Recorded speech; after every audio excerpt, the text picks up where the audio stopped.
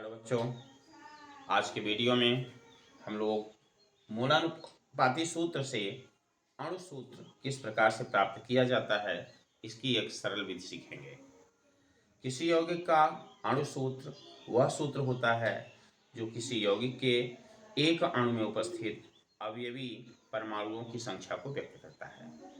आइए प्यारे भाइयों बहनों, हम लोग एक सरल विधि के द्वारा और इस तरह से मूलानुपाती सूत्र से अणु सूत्र का परिकलन करते हैं। इसके लिए हम लोगों को 4 स्टेप फॉलो करने होते हैं। एक सवाल हम ले लेते हैं और उसी के आधार पर आगे बढ़ते हैं। मूलानुपाती सूत्र दिया गया है CH2O और वाष्प घनत्व दिया गया है 30। अब इस सवाल में कहा जा रहा है कि आप अणु सूत्र का परिकलन कीजिए।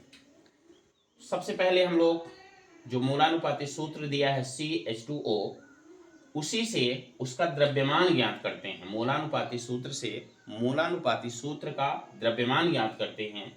जैसे आपके सामने ये है CH2O का द्रव्यमान, C का द्रव्यमान 12, H2 का द्रव्यमान 2 और O का द्रव्यमान 16। इस तरह से इसका CH2O का द्रव्यमान जो है 30 हो रहा है। अब दूसरे स्टेप को हम लोग फॉलो करेंगे।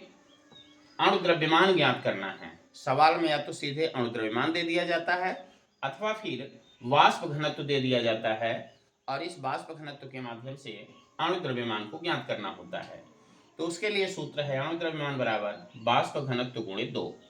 ये सूत्र है। इसी सूत्र पर वाष्प घनत्व जैसा कि आप सवाल में देख रहे हैं 30 दिया है, 30 ले लेते हैं और सूत्र में ही 2 है, गुणा करते हैं, ये 60 प्राप्त हो जाता है जो कि अणु द्रव्यमान है।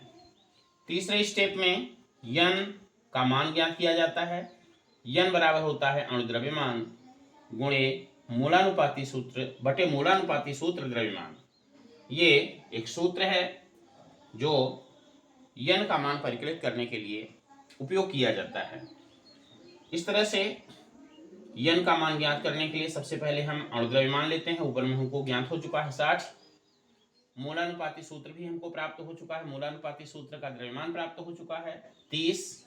तो 60 बटे 30 बराबर 2। इस तरह से n का मान हमें 2 प्राप्त हो जाता है।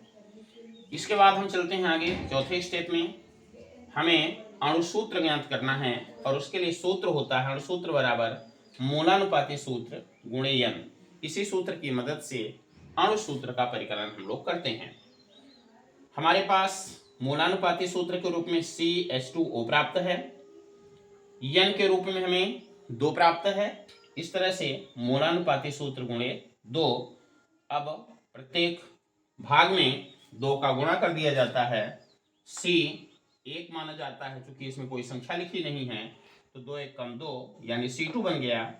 H 2 है तो 2 का गुणा हो गया, 2 दूनी 4 हो गया और O वो भी 1 माना जाएगा। इस तरह से 2 1 कम 2। इस तरह से CH2O का अणु सूत्र बन रहा है C2H4O2।